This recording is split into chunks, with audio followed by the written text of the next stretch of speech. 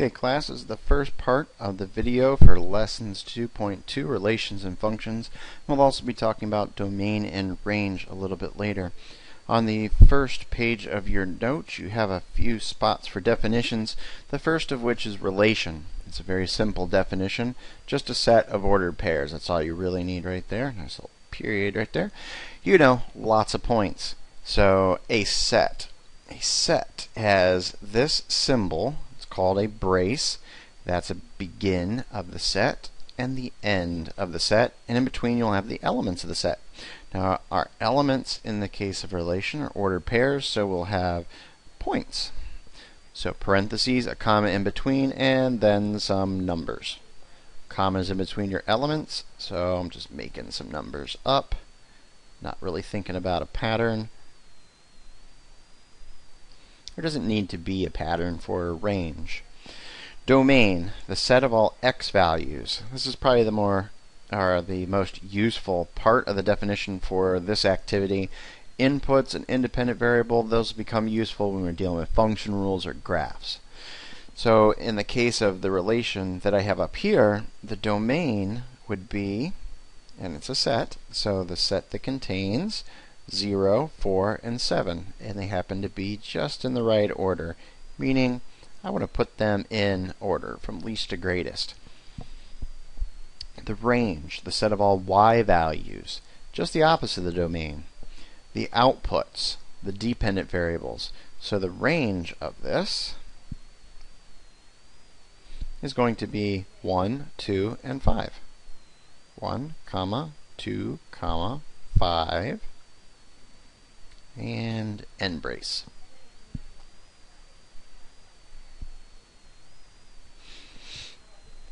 Okay, this is not on your assignment sheet, but I'm going to go through it, and then when we get to the next page, you can pause and try it yourself.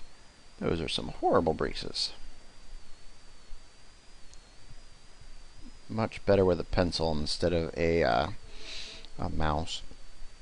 Okay, so we could get the relation easily enough just from this, but we're going to represent this in a couple of ways just because you're going to see it in these ways later on. So I'm just going to copy these points into this table.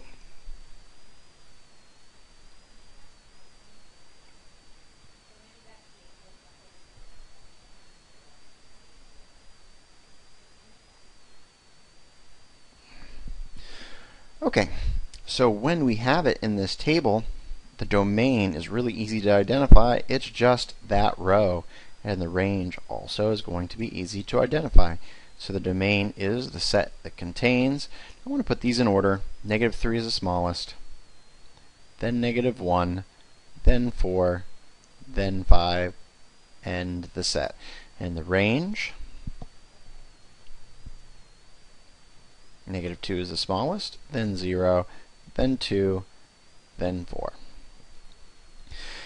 Now for this graph, we're going to plot these points. 5 to the right, 2 up. Start at the origin, 3 to the left, 4 up. 4 to the right, 0 up.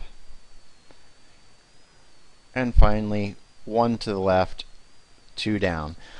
Now this is more for if this was how the data was represented originally. We wouldn't always just have you write them just for the sake of seeing it in a different way. So it's very easy to get the domain and the range from the table of values. It's much more difficult to get that from a graph. See, I'd start at the origin and I would just be concerned about going left or right. So this point is 4 over. This point is 5 over. This point is 1 to the left. This point is 3 to the left. So that represents -3, -1, 4, and 5. And that just covers the domain, just your move left to right. Your range is your move up or down, your y values. So this point is 0 up. This point is 2 up. This one is 4 up. This one's 2 down. So my range is -2, 0, 2, and 4. So now you take a second. All you really need to do is identify the domain and the range. So pause the video, write what you think the domain and the range are, and then start it when you're done. Okay, here's your domain. It only has 3 elements. Is that surprising? Well, the reason it does is because there's a repeat in the domain. The -2 is in here twice, so we don't write it twice. If we look from lowest to largest, it would go -2, 0, 4, and that's it.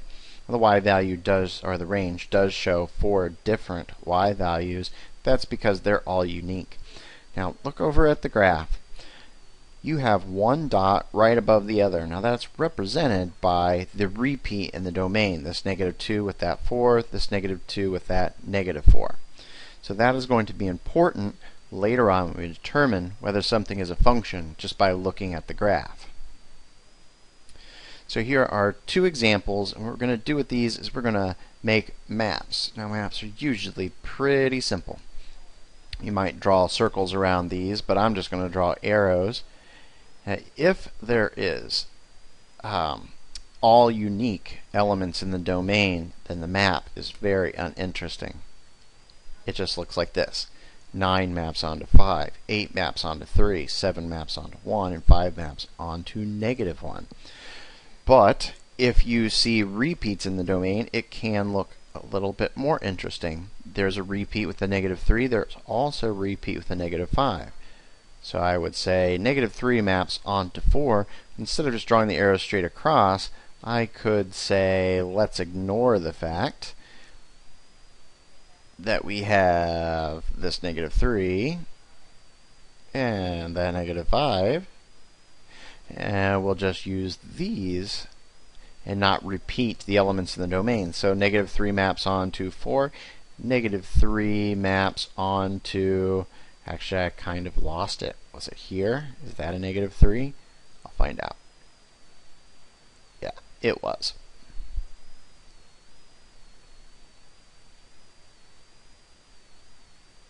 So -3 maps onto 4, -3 maps onto 2, and do the same thing with the 5. The 5 maps onto this -1 down here, and it also maps onto 4. Now, should we use that 4?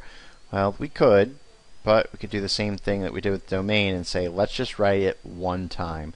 So this would be gone. So the map looks a little bit more interesting.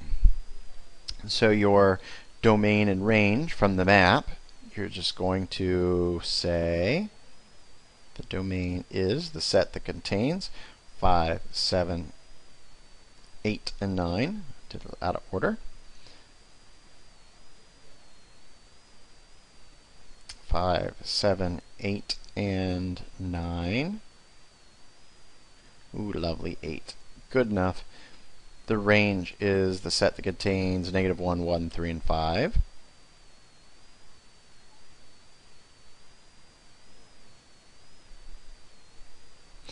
And over here, the domain only has 2 values, -3 and -5. Actually, -5 is lower.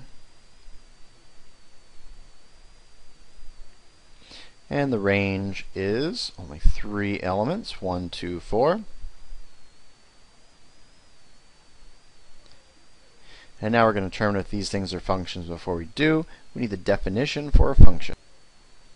Alright, a function is a relation that maps every element in the domain onto exactly one element in the range. That seems pretty fancy, but we just talked about most of these words, so you should be able to get it. Relation was our first definition, and that just means a bunch of ordered pairs. So function is a bunch of ordered pairs, maps. We just saw maps. So in the map, every element in the domain, the x values, goes to exactly one element in the range. So is a function here, because every element in the domain had only one arrow coming from it. But here, no, not a function, because -3 mapped onto 4 and -3 mapped onto 2. So not a function.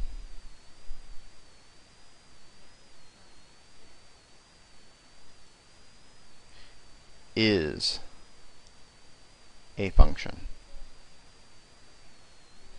Is a function because, again, one arrow from every element over here. Not a function because there's repeated arrows. -3 has 2 arrows coming from it. Note, there was 2 4s here. It did not matter that there were 2 4s here.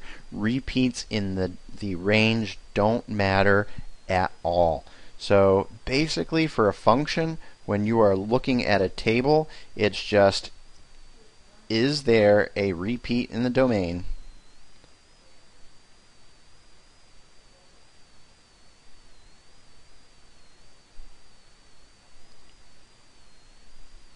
Question mark. If so, it isn't a function. Otherwise it is.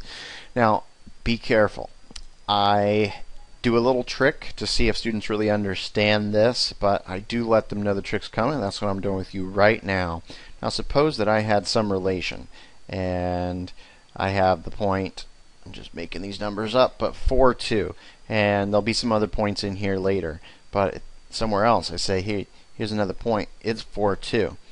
Now I'm going to put some points in there just so you can see that they're not going to contribute to the fact that these aren't functions. So I'll go 1, 0, and -5, 8. So you can see I don't have any two domain values, the x values. I don't have any of them that are repeated until I get to this 4.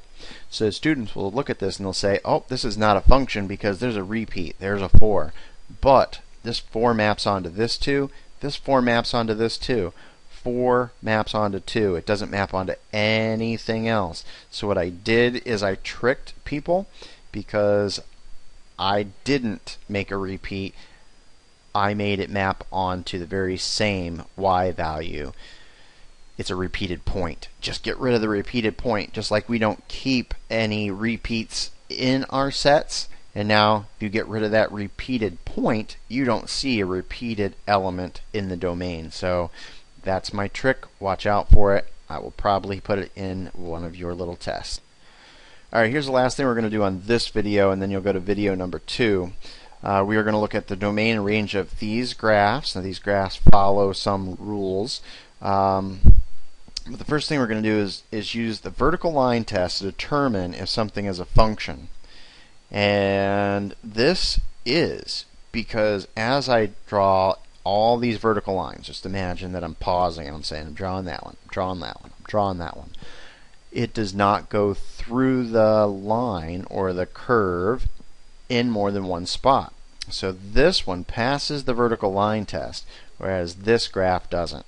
Over here, it goes through 0 times. Somewhere right around there, it goes through and hits this the set of ordered pairs 1 time, but in many, many spots, it's going to hit it 2 times. It's going to hit it there, it's going to hit it there, hits it 2 times. Everywhere from here to there, it's saying, or it's proving this is not a function. It does not pass the vertical line test.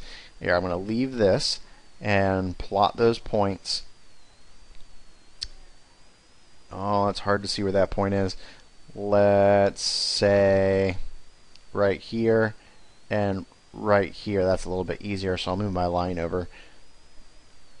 Oh, didn't want to do that. Or that. And let's see if I can move that line. Okay, so suppose I left my line there. This would be the point 0, -3. 0, -3. And this would be the point 0, 2. This element in the domain, the x value maps onto 2. This one maps on to -3. Vertical line test shows that it is not a function. Now, I am going to leave this part here for the second video, but I do want to go back and show you something. Remember how I said that this point over top of that one was going to show whether this was a function or not? If I draw a vertical line here, then it hits 2 points. That fails the vertical line test, and so we know now this is not a function. We could have gotten that from the table of values, a repeated element in the domain. This -2 goes to that 4. It also goes to a -4. Remember, we scribbled that out. Okay, so meet me in the second video, and we're going to do some pretty complicated examples.